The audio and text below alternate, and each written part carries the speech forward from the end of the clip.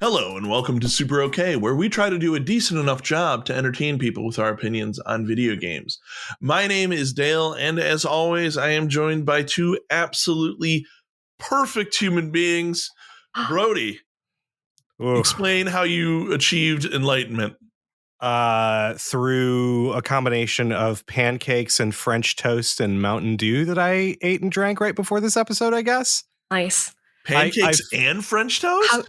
So we decided we were going to get some breakfast before the episode, and because we're recording obviously in the morning, and I decided to go with a combination of carbs and carbs and carbs.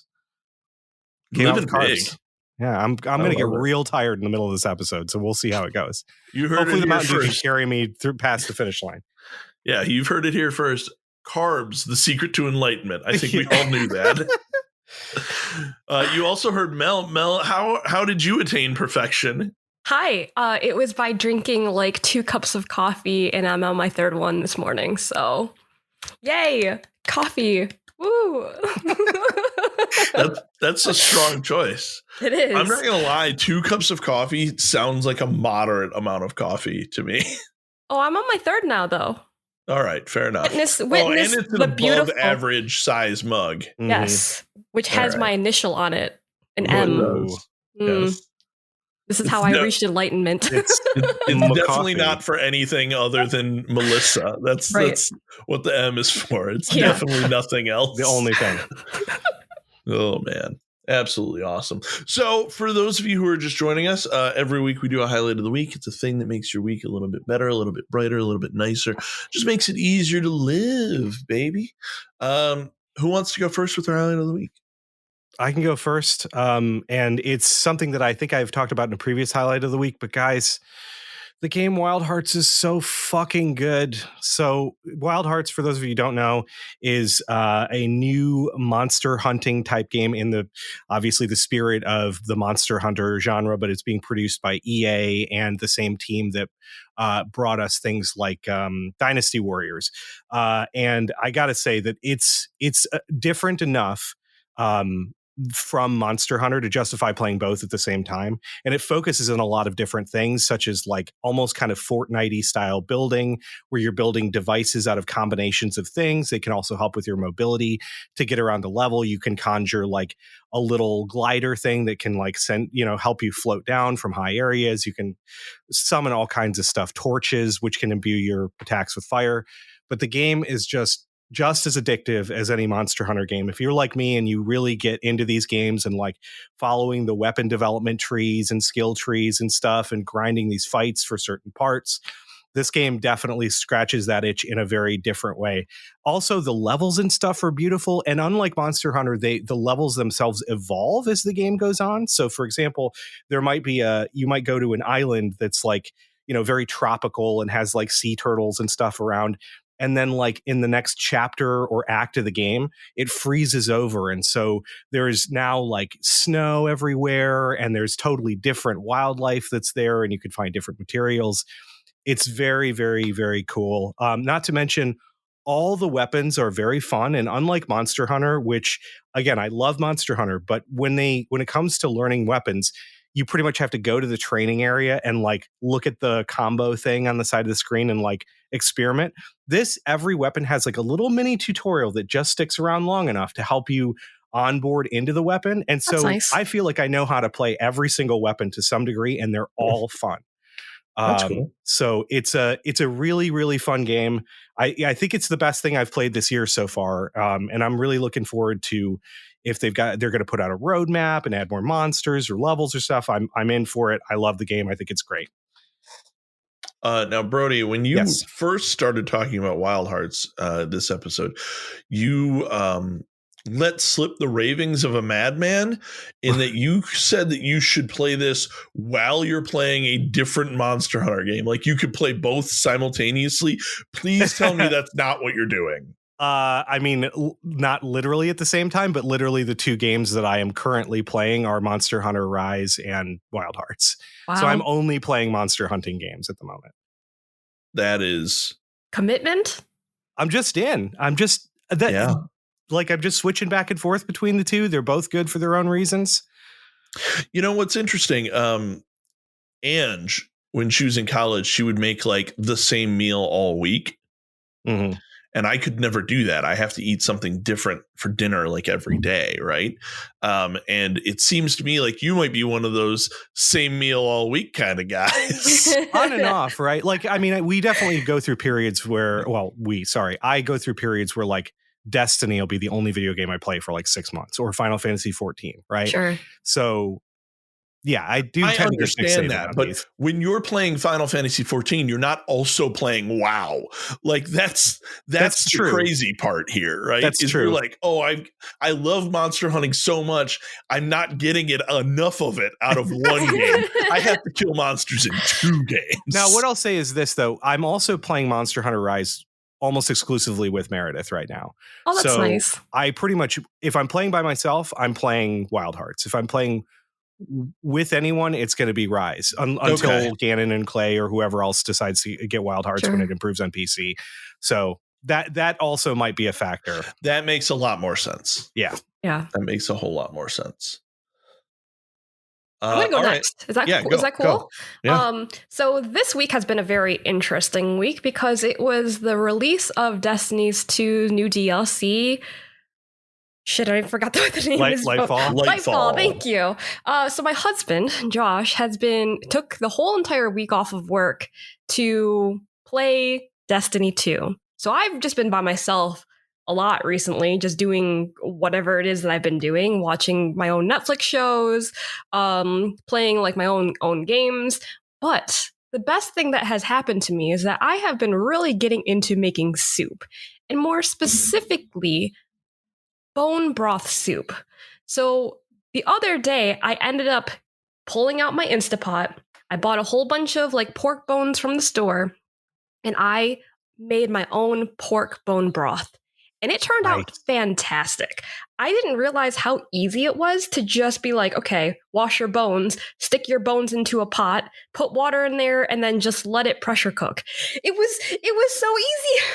I was so like surprised at like how easy it was, and it turned out like super amazing. And now I have pork broth just sitting in my fridge, so I can make ramen, I can make hot pot, I could just drink it by itself if I really wanted to.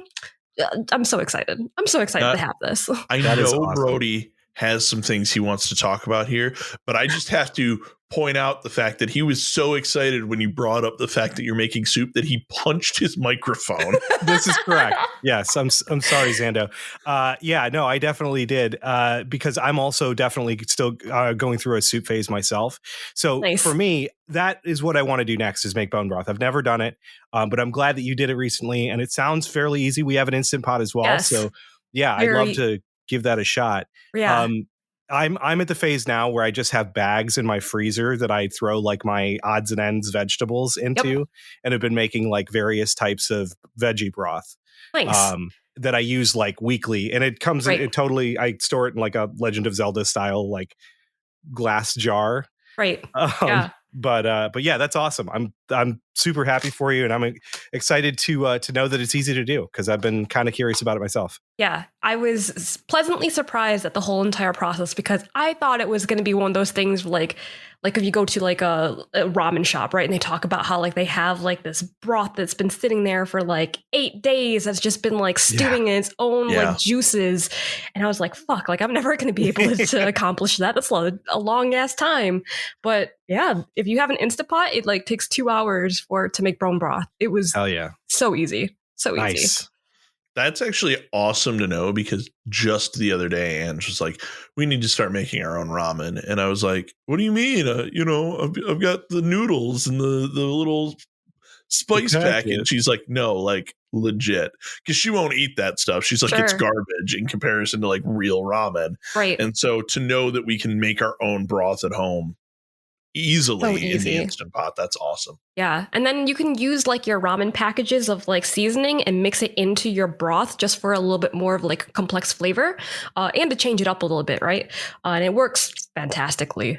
So I'm excited for our soup adventures, guys. That's great. That's great. So my highlight of the week is that Ange and I went to the Detroit Zine Fest yesterday, nice. Which was totally awesome. For those of you who aren't aware, zines are like small mini publications that are oftentimes put out by like artists or writers or that sort of thing, to kind of like in lieu of like, oh, I published this book. It's like, oh, I made like 30 of these things and I'm going to sell them or give them away to my friends, right? And so the Zine Fest was a place where a whole bunch of different zine creators got together and sold their stuff. And we spent like at least $100 there. It was awesome. We got all these little mini guys. We got some big anthologies. I got a zine that on the front of it has a Flexidisc album. And on one hand is the artist leading like a singing meditation inside a storm drain. What? Okay. And then on the other hand, on other side of the record is excerpts from a city council meeting where she went to them to let them know about and to like argue against this insane industrial pollution that was polluting those same storm drains that she found out about while she was down there, like based on like her experiences and all of that. It's just like cool art that you would never see anywhere else. But the thing that I wanted to bring up here is that one of the zine creators had this little zine on their table called Super Smash Bros. And I picked it up and she immediately went, oh, you can just have that. And I went, what? And she said, yes, that is my husband who wanted to try making a zine. And so what he did was he took the trash talk that he and his friend were texting back and forth. He saved it. And his friend plays Little Mac and he plays as Mewtwo in Smash. And so he put the speech bubbles from each of the players over the characters. And so it's like Little Mac talking about like, oh, you're so fucking cheap. Like, I can't believe you would do that. And then like the middle page of it is just like Little Mac explaining like, shit, fuck. And then like Mewtwo saying like, yeah, eat a dick or something like it's just amazing. It's so good. And so he produced this and his friend was like, this is the most elaborate diss I've ever seen. And then his wife brought them to the Zine Fest because he had all these extras that he printed because you have to print a certain number of them. And so he was just like, yeah, I guess give them away to people. And then she posts this like zine thing. It's called the Floral Observer, and people in the Metro Detroit area can like send in pictures of flowers that they've seen or that they've grown to share with people, right? It's just like a nice, warm, wholesome thing. And then she picked up one of them and pointed to the back and said, yeah, this is my husband. And it literally said like, looking for worthy Smash competitors, must respect the game. Amazing. His email address. It was so good. Amazing. Yeah, that's so wonderful. We got a bunch of cool stuff. I got a T-shirt that has a print of the Garfield telephone from like the late 80s, early 90s, like the landline style phone. So I have a Garfield phone T-shirt now. Like I'm just so jazzed about all of it. I love that. It's just like the quirky little things that you can't find in like traditional big box stores that you can find in like these really cool festivals. And I'm just like so jealous that you got to go. Oh man, it was awesome. I've got a little like 8-page 2-color book that's just drawings of dragoons mid jump. What? That's amazing. And it's called Jump. It's just like it's called Jump. 8 drawings of dragoons. It's awesome. It's so good. God, I love that. Yeah, it was absolutely just a blast. So yeah, that's my highlight of the week. That's cool. The crazy part about it is, there were also like a bunch of people who were just like sharing really intimate parts of themselves, like Diary of a Shut-In, my experience with anxiety and all of that. And so along those same lines, this week, we're going to set aside our internet research and all of that. We're going to dive deep into our own brains. Oh, man. That's right. We're going to take a look through our gaming past, and we are going to look at games that blew our minds, challenge our assumptions, or were just downright unique. As an example, we have spoken several times about everyone's favorite brain bug, the Psycho Mantis from Metal Gear Solid, and how that fight adds some very unique fourth wall breaking moments and unusual tactics relative to other fights. So we're going to dive deep into it with a classic question. What is the first game that you can remember that really broke your brain? What did it do to achieve that? And do you ever think about that experience now?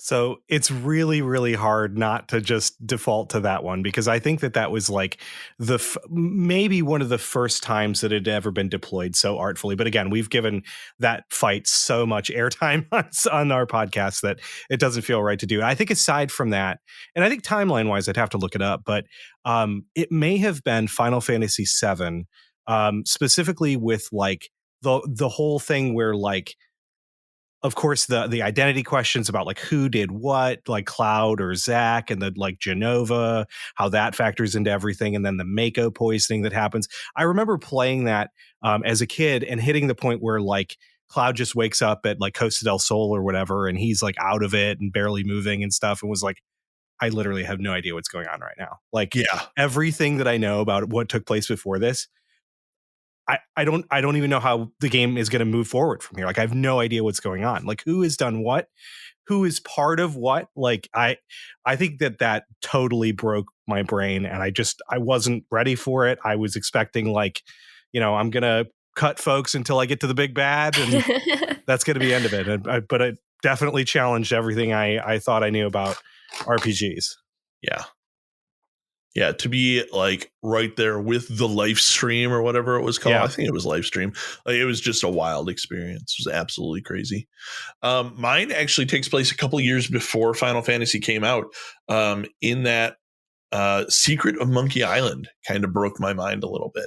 There are a bunch of different times in that game where Guybrush Threepwood, the main character, knows that he's in a video game and talks directly to the player. Really? And it blew my mind as a kid that a game could break the fourth wall, and that like a character in a video game would know that they were in a video game and like talk to you and that sort of stuff. It was just like it absolutely like broke my little brain. So it had to be Secret of Monkey Island for me. I've never played Secret of Monkey Island. Would you recommend like that would be a good game to play now? Yes, it's very good. It's like a point and click adventure game. So the gameplay is evergreen and the humor is absolutely amazing. They actually did I want to say like an episodic remake of it or something like that recently. It was great. It was absolutely awesome. And they straight up just made a new one. Like, so there's like Return to Monkey Island, I think the name is. I haven't played it, but I would love to. Yeah, I haven't had a chance to check it out yet. I know the internet lost their shit over the art style. But yeah, it looks kind of weird, but yeah. Okay, cool. Yeah. I'm going to put this on my list of games to play. It's good. It's real good. For mine, I think that the first game that really broke me was Portal, because I couldn't believe that you could utilize 2 portals to solve puzzles. And then when you figure out that you could create a portal to fall out of another portal and then get launched into the fucking air going through a portal, I was like so stunned. I was like, I don't understand what just happened and how I got from here to like this platform over there. And I think I did it like 4 or 5 times because the movement of like just falling into a portal just like was incredible to me. Yeah. Yeah. I specifically remember the level you're talking about, because you like fall for like ever, and it's and then you hit the portal and you get launched out, and it's like it feels so awesome. It feels like a superhero move. Yes. Sorry, go ahead. I couldn't believe that like somebody had figured out like, oh, what if we like used momentum in the game to like launch people? I was like, oh, wait, you could like, people thought of this? Like, that is just so interesting. One of my other favorite parts about that game that definitely plays into the mind bending aspects of it is like how at some point the test like areas just fall apart and you have to navigate outside of them, right? Like through the facility itself.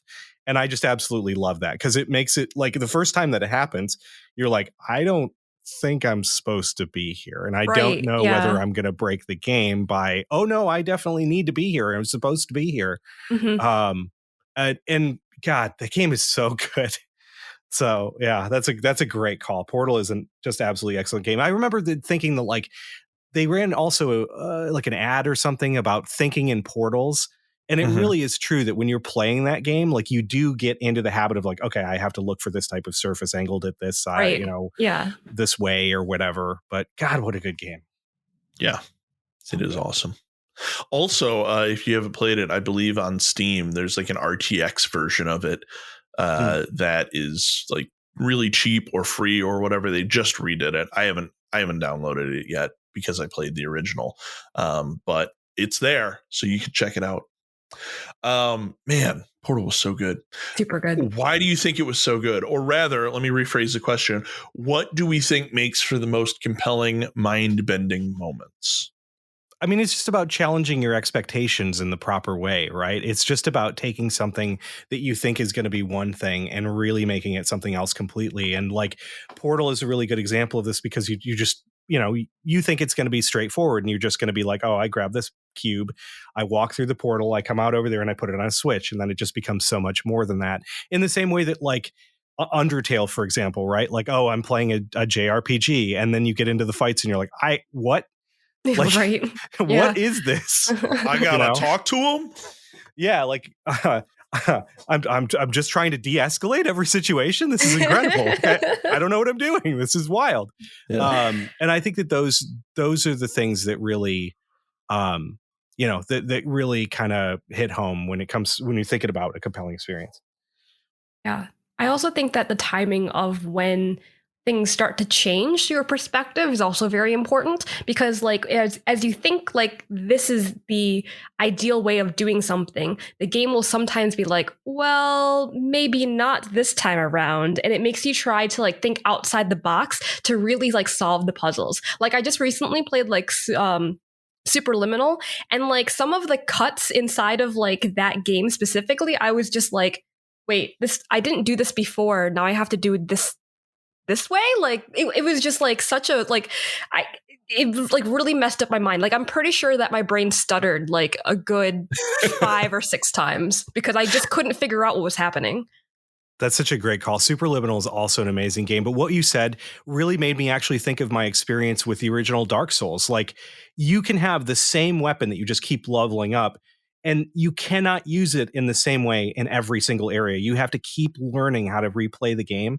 And it's that kind of stuff that can really kind of break your brain, right? Because you're just like, oh man, the developers are really forcing me are challenging me, are pushing me outside the boundaries of what a normal like RPG would be like. Yeah.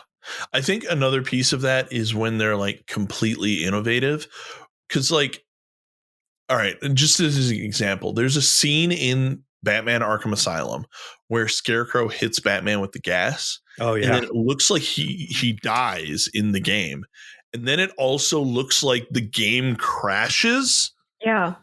Mm-hmm. And it was like, this is nowhere else in the game. There's no other part of the game where it acknowledges that it's a video game, where it's like breaking itself in twain or whatnot. But here in this specific spot, the Scarecrow gets to mess with the player and not with Batman. And that to me is just like an absolutely wild thing for them to do because it came out of nowhere, right? And it was not the sort of thing that you think you would see inside a Batman game, Yeah. So it completely threw me off. And it made me think about the other Scarecrow fights in different ways, which was really cool. So, as we discussed in the intro, sometimes games break the fourth wall and directly address the player. Have you experienced it?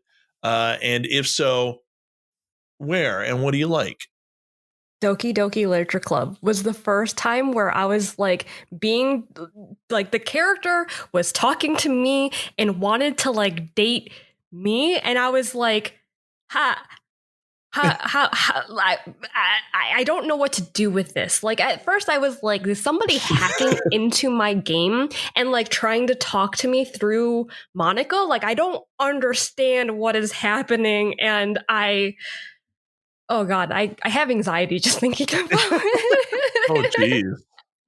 So, but that was like one of the first times where like I found a game that really broke the fourth wall, and then I kind of just tried to see if there were other games that were similar to that. And I would love to call out One Shot. I don't know if you guys have ever played this game, but like you I haven't, but it was recommended. You have you have a control over like this one character, and like this person is supposed to be like the chosen one to like fix the realm or something like that. But a lot of the puzzles really like start manipulating files like on your computer, and the character talks to you because he thinks that like you're God, and it's just very interesting. I would highly recommend that you guys try it out. It's very unique in its storytelling. And I will have to say that you have to play it windowed. You cannot play it full screen because you will miss out on some of the things that happen in the game. Interesting. Okay.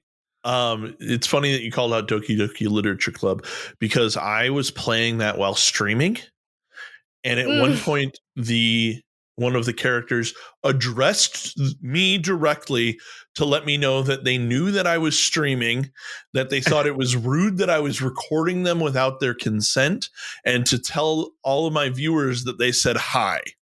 It's wild. That's crazy. It was so crazy.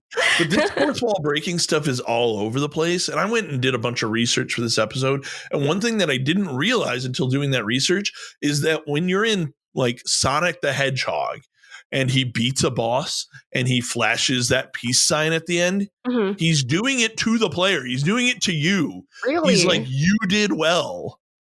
Yeah. I didn't realize that either. I didn't even think of that. It blew my mind a little bit. That's pretty wild. Honestly, I don't have much here. Yeah, I've experienced this a handful of times. Doki Doki was definitely the most extreme version of this I've ever experienced. I feel like just throughout time I've encountered games that have just done these kind of subtle, like they'll just work it into a piece of dialogue in the game or something, and you'll just kind of be like, yeah, I see what you did there. It's fun. One of the things in retrospect that I'm curious why they never did was like, in Assassin's Creed, how they have that whole like, oh, you're not really in the past, you're in the present or the future, but you're going back through DNA or something to the past. I don't know why they haven't done something like Fourth Wally with that as well. They did. They did. Okay. They did. In one of my, I was like researching the fourth wall breaking on like TV tropes, and there's just a list of all of the games that break fourth walls. And I think it was in the second one, you're like Desmond who's controlling Ezio, right? And Ezio goes and finds one of the like proto-humans, I forget what they're called, and starts talking to it. And then the proto-human is talking back to Ezio, and Ezio goes to like respond with like, I don't understand. And the proto-human that you're talking to is like, this message isn't for you. It's for your player. Oh, wild. Okay. That's crazy. Right. And so it's going through Ezio, through Desmond to you as whoever is controlling both of them. Okay. Well, hey, I'm glad they did it. Yeah. But they only did it that once. I didn't see any other evidence, or at least if I do, I don't remember anything as like crazy as that. Oh, it's pretty cool though. Yeah. Yeah. It was pretty awesome.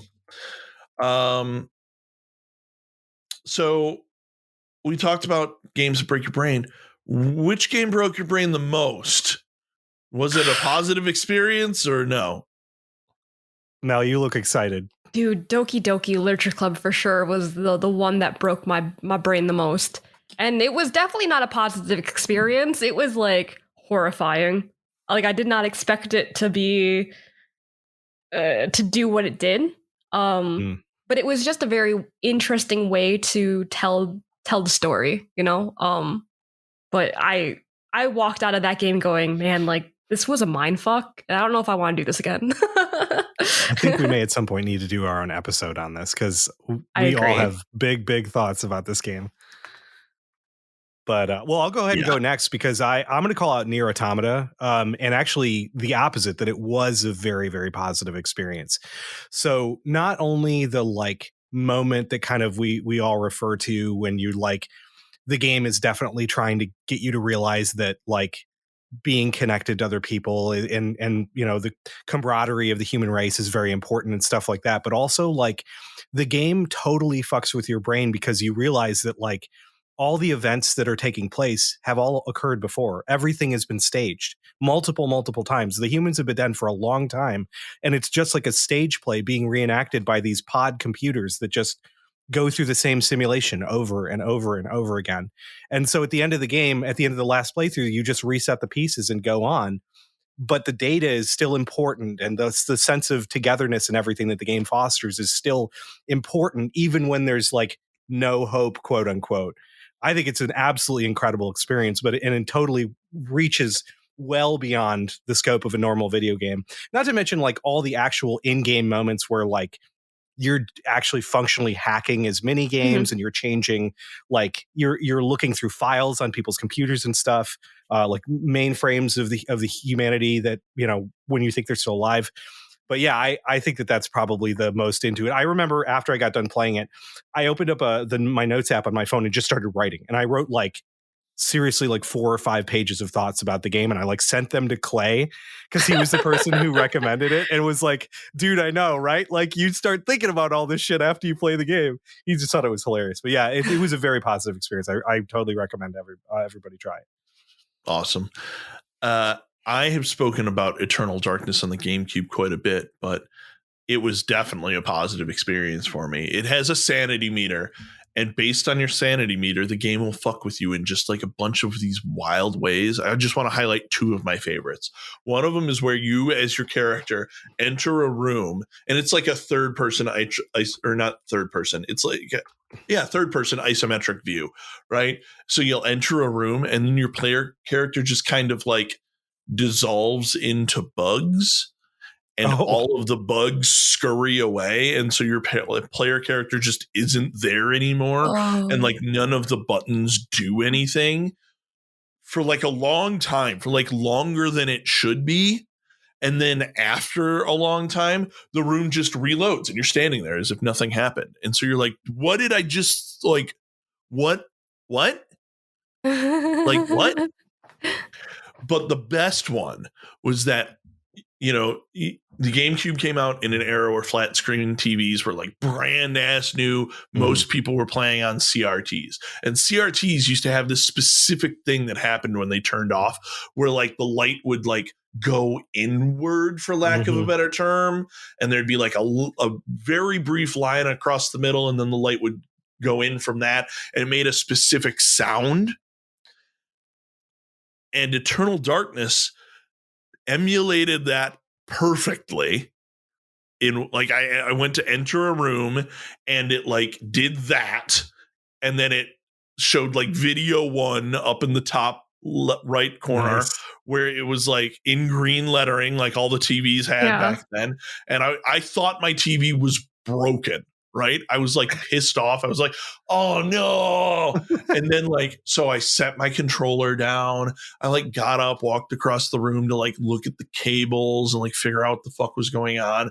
And then suddenly it flashed back to the gameplay, and my character's getting eaten by a zombie. Dude, I would have been so fucking freaked out by that. It was so awesome. It would do all sorts of crazy little shit like that. Like it would slowly mute the game and put like the TV volume thing down, and then like for the rest of that room, like, all right, you're like trying to turn the volume up on your regular TV remote. And then like you'd go into the next room and there'd be a zombie that would like scream and it would be like super fucking loud because it made you turn your TV up. Like all of that sort of crazy shit was going on. It was so awesome. God, sounds amazing. I would love to see a remake for it. It was so good.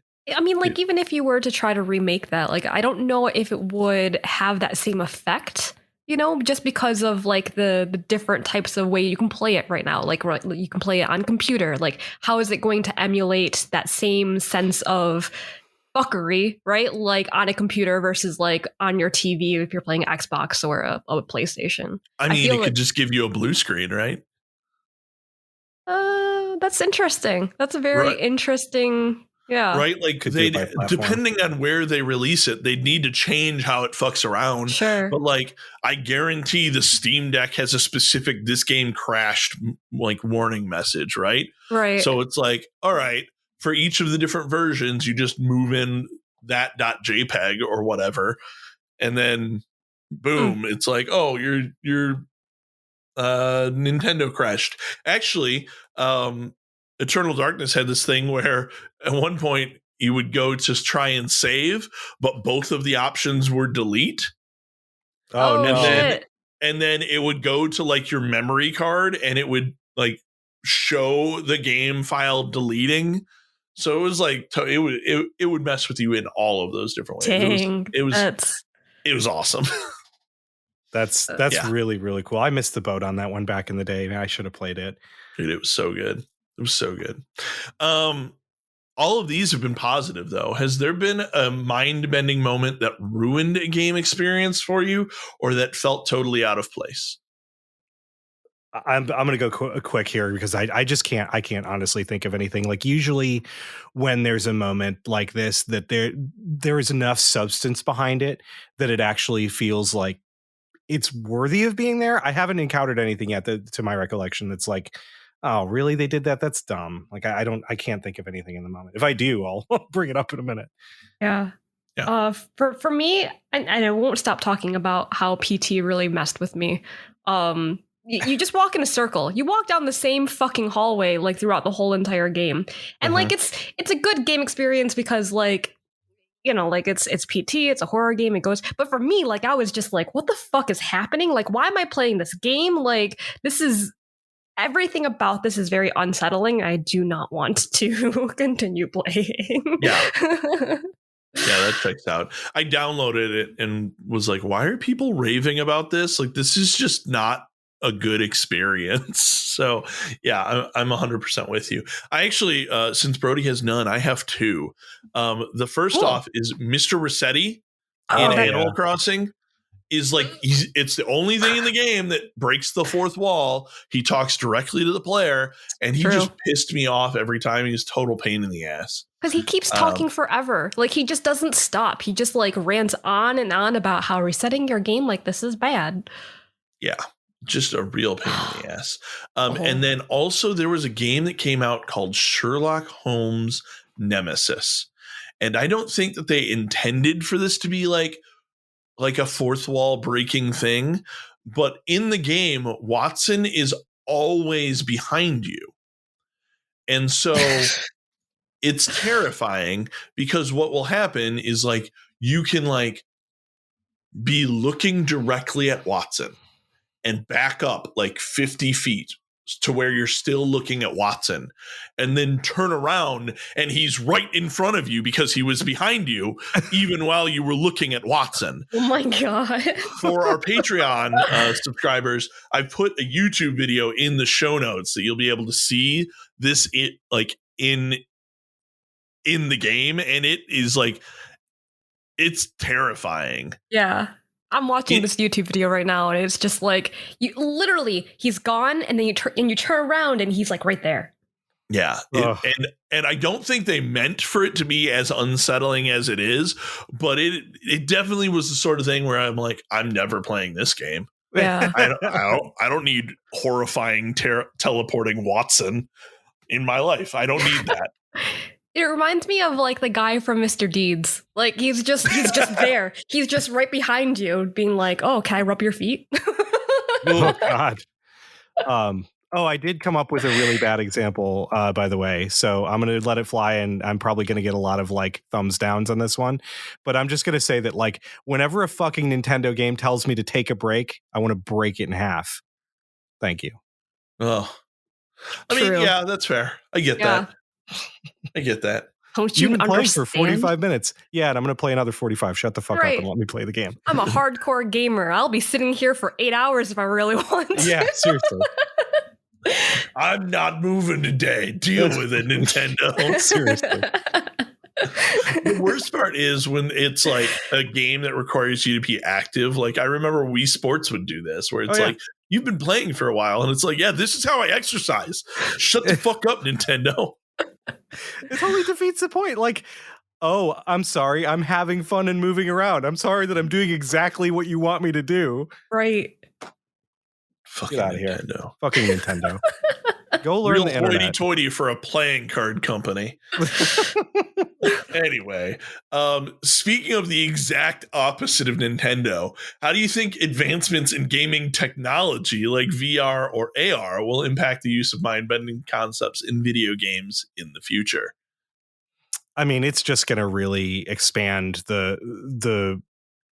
I feel like I'll say it this way, that like I think how it's going to matter is it's going to take things that you take for granted in your everyday life that you're like looking at constantly and just kind of like moving past, and it's going to make something of that, right? It's going to, and I don't know what that is. Maybe it would like trees or something like that, where it transforms like in an AR style way. You're walking by trees, and trees, they could have things lurking behind them, like enemy encounters or something like that. And I think that things like that are going to become kind of more the norm, because it's going to challenge just the stuff that you take for granted. It just as, again, this is just all stuff that you encounter so often in regular life that you just don't even think about it. I think that's what developers who really want to mess with you are going to do. Yeah, I think as an extension of that, I feel like the immersion of these technologies will make it far more likely for you to be able to buy into the game and therefore to the stuff that makes your brain twitch just a little bit. Mm-hmm. Like we've already seen how effective first-person horror games can be with the most recent Resident Evils. But VR and AR will only amplify that. Like imagine an AR horror game where it's in your house. Like there's pass-through cameras on these things, so it's not entirely like crazy to think that it would be like, all right, you're playing this horror game inside your house. Maybe it's on like a little windowed screen, to Mel's point about One Shot earlier.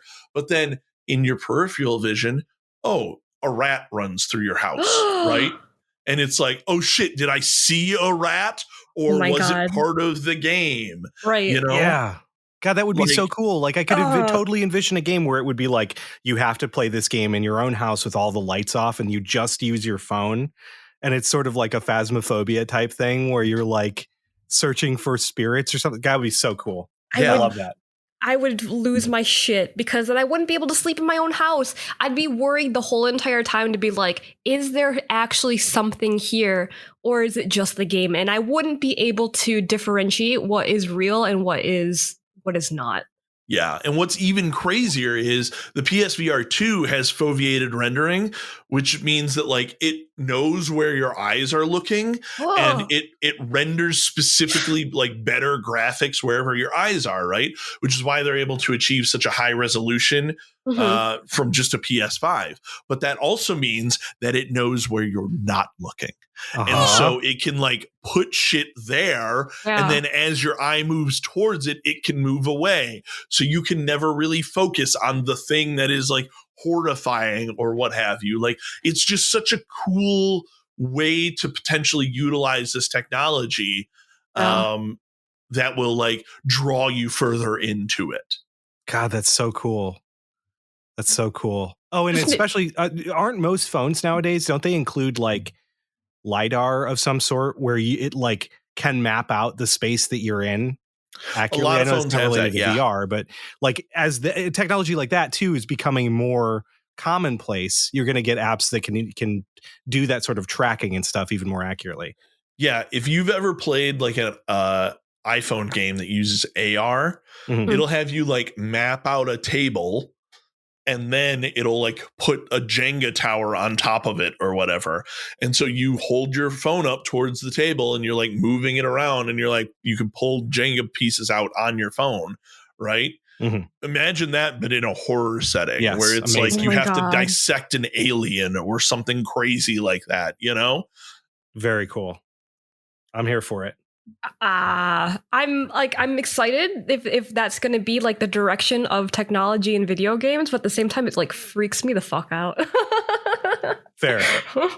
Like I absolutely love all this too, but like the record will show that I have a fairly weak stomach when it comes to playing some of these super scary games. Yeah. Specifically, like I'll watch horror movies all day, every day. That's fine. That doesn't bother me anymore. But like Resident Evil 7, I tried to play in VR for a little while. Oh man, that's great. I can't. Have you guys heard, just this is slightly off topic, but have you heard of Demeo? No. Sounds kind of familiar. Demeo is a new title on PSVR 2 where you are standing above a table, and it's like a tabletop game in VR. And so you're like moving your miniatures around and like giving them like cards and actions and all of that. Okay. I played it on PC when I was hanging out with my buddy Pat in Boston. Yes. Yeah, I played it. It's cool. It's very cool. Yeah, and so it's a use of this technology that could very easily be translated into like, oh man, everyone else is in VR and they're like the players fighting against zombies or in a horror thing. And it's like, oh, one player can be like the mastermind who like drops the stuff behind the players. Like there's so many cool horror applications for this tech. It's like, it's awesome. Very cool. Oh, absolutely awesome. All right. So special mentions time. What games broke our minds that we wanted to talk about, but didn't necessarily fit into any of the other answers? So I'll go ahead and kick it off here. Probably the top one that comes to mind is Baba Is You, which I haven't played very much of. But the whole concept of that game is that you can rearrange the words and stuff like that to make things take on different meanings. And as such, like I've heard that you can completely like basically take the game apart, even from like from the menu and stuff. And so again, I haven't really gotten that deep into it. I'm hoping to go back into it, but like as you progress in the game, you learn different things that you can do just by redefining. Like Baba is the little like sheep thing, right? But you can change stuff around so that maybe Baba's not that anymore. Baba is a wall. And so then you're moving the wall around, or like, and it's like a kind of a top down, like really minimalist looking, like old school, almost looks like Atari puzzle game. Mm-hmm. But it's a really, really fucky game. I'm going to also call out, like, Don't Starve, but I'm going to put this in a bigger bucket of kind of what Dale was alluding to, which is any game with like a sanity meter. Like Eternal Darkness was probably going to be the best application of this, so I won't go much into it beyond that. I do want to call out also games like 30 Second Hero and the kind of sequels and whatnot, and games like Minute, because those are games that like they give you an RPG setting, right? But you only have 30 seconds to play through it. And every time you play it, you learn something new. And so you have to play it like 17 times to get the correct route through the game, because you're always learning different stuff about like the little micro level that you're playing through. And it could be completely different than how the game seems, and frequently is. So that's a puzzle game that was out for Xbox Live Arcade back in the day.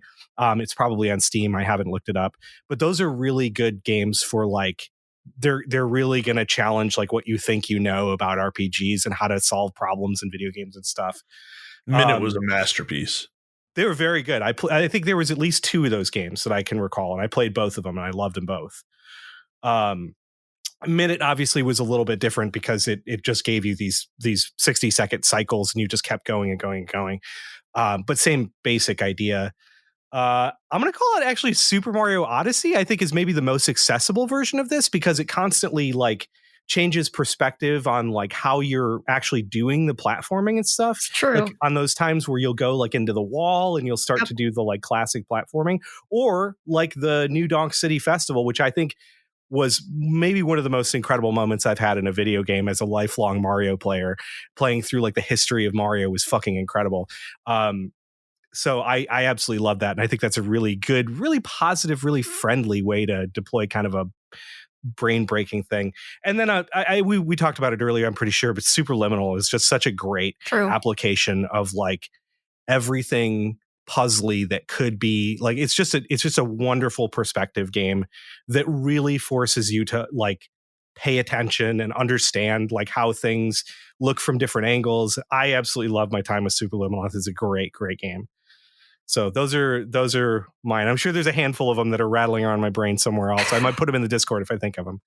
I think it's interesting that you call out Super Mario Odyssey as being like a mind-bending game, because like now that I think about my playthrough of Super Mario Odyssey, I'm like, you're right. Like it doesn't kind of fall into your traditional like 3D platformer that like you expect a Mario game, well, you know, newer Mario games to be. Like it gives you that aspect of like, well, what if we change it back to 2D? You know, like what if we went back and forth? And like for a player, you're kind of like, exactly. Yeah, exactly. You're like always thinking like, okay, what's going to happen next? Like I was not expecting it because it changed perspectives like every 30 seconds as you do something new. And I think it deploys it in such like a friendly and accessible way that you don't even think about it.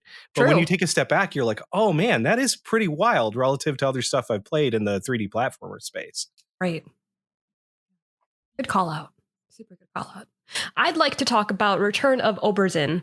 Yes! I thought that game was so great. So because like when you first enter into that game, just for our listeners, the Return of Obra Dinn is really a mystery murder puzzle game that you're trying to figure out what happened to every single person that died on the ship called Obra Dinn. And when you first like get into the actual game itself, like you just like board onto the ship, and at first I was like, what the fuck am I supposed to do? Like, what is the purpose of this game?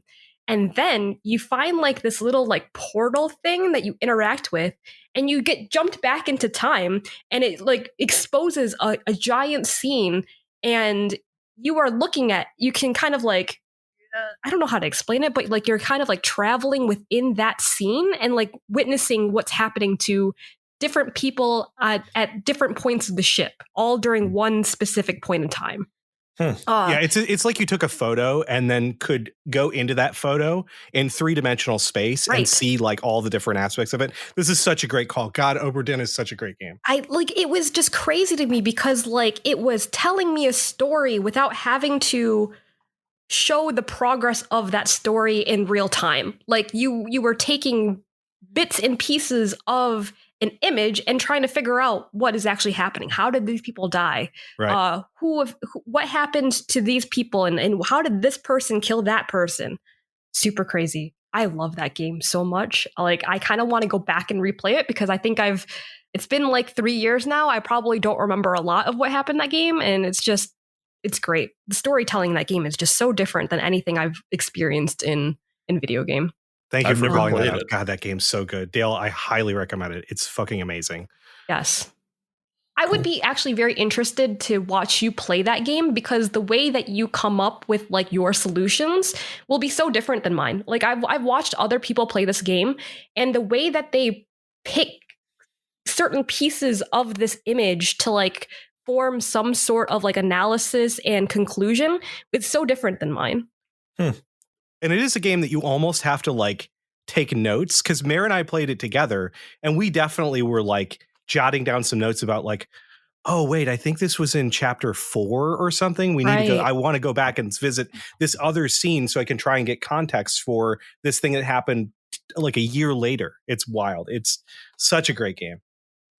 I've never been afraid of taking notes. I've got all of my Tunic notes right here. Hell yeah. There you go. That's awesome. All right. I talked enough about mine. Dale, what about you? So I want to call out, we talked about Metal Gear Solid 1. Mm-hmm. Metal Gear Solid 2 has some of this as well. That is just absolutely awesome. And everybody talks about like the Psycho Mantis stuff, but there's like some other really cool stuff in both of those games. There's like a part where it's like, check the package to learn the codec. Oh yeah. That you're supposed to call. And it's like, check what package? Oh, the literal like the box that the game came in, like that sort of crazy shit, which is really awesome. We talked a little bit about Undertale, but like the fact that Flowey knows that you can like save and reset the game and talks about it, and how Sans is like, nothing I do matters because when you reset, all of it'll be reset. So why do I have to care? It's like crazy shit like that, where it's like the player's capabilities change the character's motivation, which is awesome. Mm-hmm. But without a doubt, the biggest mind-bending game of like the last decade or something has to be Stanley Parable. Good call. Yeah. Good call. It has to be, right? Because it's one of those games where it's like, oh, there's a nice narrative until it's not a nice narrative. And the player has agency until they decide to take away agency. And the story changes every time that you wake up in your room and you press the buttons, or you don't press the buttons, you press the wrong buttons, or you know, like all of the. And the thing that blows my mind about it is the developers having thought up every possibility that the player could think up, right, and then like narrating it and coming up with contingency plans and like a branching storyline in quotations, right? Like it's an absolutely awesome exhibition of like what's possible in video games from the most mundane thing. I haven't played the remastered version or the Ultimate Edition or whatever they call it, but from my memory, the first one also had no combat to speak of. And so it manages to do all of this in this entirely engrossing game without any combat. And that's a really crazy thing. From what I understand, I know, Mel, you were playing it on stream, right? Yeah. I didn't watch it because I definitely wanted to play it. And what I've heard other people say, though, is that the remake actually is a reimagining of sorts, that it kind of tells the story of the original. Like, so it like shifts things slightly to make it a more memorable experience. So if you clearly like the original, from what I understand, the remake totally different, but in a way that's very like pays homage to the original. The remake was very, very good. I didn't play the original Stanley Parable, but I will say that like when I played the deluxe version, I think that's what it is, like it was fantastic. I didn't know, it was just like so well done that I didn't know which one was original content versus new content. Like it's just, I think there was like one scenario where it says like, oh, this is new content, and it kind of like called itself out a little bit, but it was still like super great. Super awesome. Great. That is good to hear. And honestly, I'm probably fine to go back to it because the original one has an achievement where in order to get the achievement, you have to not play the game for 5 years. Right. Oh, you could get that now then.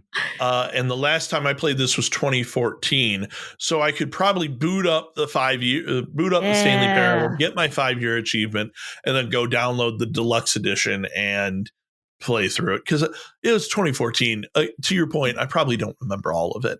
So even if there's like other stuff, I'm probably good. I'm probably good to go. So. Yeah, such a great. I love the adventure line, like adventure that you go through, and then the freaking line just goes all over the place. The line is great. Yeah, I remember looking at this going, "What in the hell were these developers on?" Oh man. All right, so it's time for our final question, and this one is sponsored by Braindages. They're both a bandage for your brain and a portmanteau. Neat. I love that you read all this shit for me. Thank you. If we could take one of our favorite games and add a twist that completely changes things up, what would it be? Guys, what if when you're playing Minesweeper, okay? Arguably the best logical puzzle game of all times. Sure. What if you were actually manipulating like a drone in a war zone that was had collected a bunch of data and was actually trying to like mark locations of mines for teams to like go and disarm. That would be fucking amazing. That's my spin. So every time you lose at Minesweeper, you explode a drone? You blow this drone up. Yeah. It sounds like the most expensive video game of all time. I didn't say it was a good idea. For the record. But if it existed, that would be crazy because you're just like essentially outsourcing people to do military work. Yep. Whoa. Yeah. You did not say that it was a good idea. That is true. That is true. All right. I want to see a free-to-play mobile solitaire game with absolutely stellar programming. I want it to be no bugs. I want it to be the perfect solitaire game. And I want it to have no ads so that it gets really, really popular. I want it to be the type of game where when people get a new phone, they're like, oh, I'm going to install this game first, right? Like that sort of thing. And then after it becomes incredibly popular, I want the developers to introduce a bunch of mindfuck stuff after someone has played the game for long enough. So cards, for instance, that switch suits for like just a few frames. So it's like, what is happening here? Or the game gradually dimming the brightness in the game. So that way the person is like, what is happening to my phone? You know, or like it turns on the front facing camera, takes a picture of you without you knowing it. And then suddenly you like move a card and your face is the card back now. Like what? Like that sort of just like weird shit that you can only do on a phone. Do it on a phone, but do it inside this like ubiquitous game where none of it should be. That's what I want. Holy shit, dude. I love that idea. However, I will say that the first time you play the game where it's like solitaire would like to access your camera and microphone, people are going to be like, what the fuck? Like, why? Yeah. Why is Brody, this? if there is one thing that I've learned through working in technology, nobody reads any of those. They're just going to hit approve so they can move the cards around. Fair enough. Okay. Oh my gosh. Like I love solitaire and I'm just thinking like if I was playing that game I would and like something like really weird like that happened I think I would just delete the app. I would just be like I'm done. But the game has been so good for so long that you're like that's the thing. Like it only happens after you've played like for 30 hours. Oh, and so it's like did I really just see that switch from diamonds to hearts and then back? Yeah. Like small things like that at first. Totally. I could say, like, I'm just thinking about my mom who is like obsessed with playing the game Threes on her iPhone. And like, she finishes a run or whatever and goes to boot her next run up and it's just fours or something.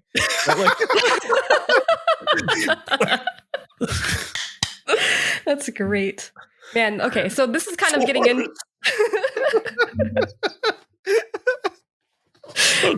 So dumb. I love it. I'm sorry to interrupt. It's okay.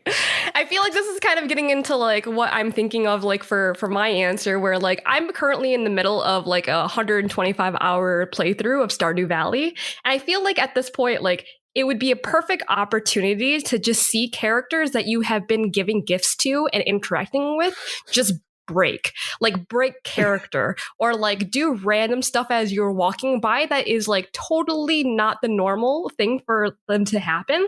Like I would love to see like characters as they're walking by you like shove you over into like a different tile or like randomly start arguing with like other like villagers like in like while you're passing them by or something. I think that'd be so interesting. That sounds awesome. Or when you give them a gift, right? Like they're like, oh, this gift is trash. And then opens up your menu and takes that gift and then put it in the trash for you. I would love that. Oh, that's amazing. That's like, have you guys ever heard of like Ed DeBevick's or like the Wiener Circle or like those sorts of like where it's just like you go to this restaurant and they're rude to you, like Stardew Valley, but Ed DeBevick's. Oh man, that sounds awesome. Just real quick, is there anybody that you guys would like to be rude to? Dan, probably. Yeah, you know, fuck you. Fair enough. Just fuck you. Fair enough. We've been pretty harsh to Dan recently. And I got to say, it's because he deserves it. All right. Tell the people where you can be found. You can find me in the Discord as Arborescence. I am Melephant. You can find me on Twitch, Twitter, and on the Discord as Melephant. I'm a 20-sided ninja everywhere a 20-sided ninjas can be found. Nice. Yay. If you're a Patreon, thanks so much for subscribing. We couldn't do this without you. Enjoy that video of Sherlock being haunted by Watson. It is horrific in every sense of the word. Outside of that, say goodbye, everybody. One more quick note, which is thank you so much to our friend Xando for all your help with editing and everything like that. Thanks for being the best. The besto. Good call. I love you, Xando. Goodbye, Xando. Bye. Goodbye, everybody. Thanks for listening. Do-do-do. What was the do-do-do? You know we have outro music. Oh, shit. All right. Here's the outro music.